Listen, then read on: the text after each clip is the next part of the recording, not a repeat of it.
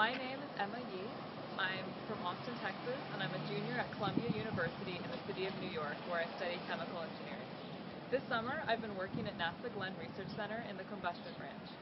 With the help of my mentor, Thomas Way, I've been performing preliminary testing of NASA's open-source version of the National Combustion Code. This code has the potential to significantly decrease the time it takes to design combustion systems. To use this code, I took a three-dimensional virtual model of a combustor system, which can be easily changed as a combustor design changes. I used the model to generate a three-dimensional array of points. I then used the code to calculate internal physiochemical processes occurring throughout the combustion system, such as velocity fields and enthalpy. With this code, one can see how each change in the combustor design will affect what is going on inside the combustor. This code is still in its intermediate stage. My job this summer is to find ways to improve the code's ability to output accurate temperature fields for combustion at atmospheric conditions. I started off by generating a three-dimensional tetrahedral mesh. I wanted to see if meshes made of tetrahedral elements would output better temperature field results when the code was run on them. Once I had a satisfactory mesh, I used the combustion code to run cold flow tests on the mesh. Cold flow is a scenario where only air is flowing through the model, nothing is burning. This establishes airflow patterns inside the model. I plotted the steady-state airflow results to visualize velocities, temperatures, pressures, etc. inside the model.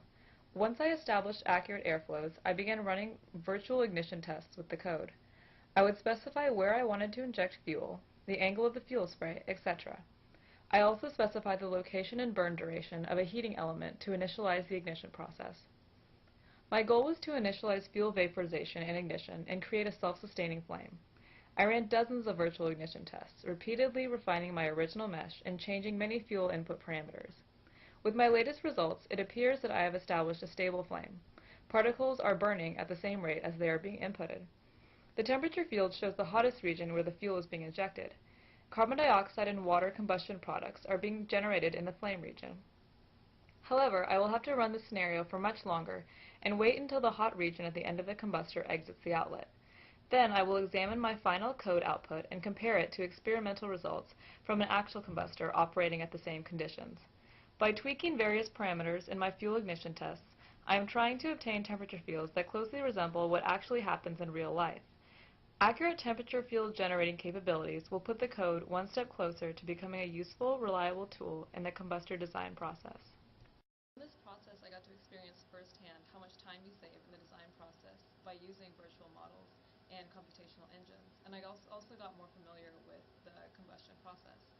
And this internship has not only prepared me for my future classes as a chemical engineer, but it's also shown me some real-life applications of fluid dynamics and combustion equations.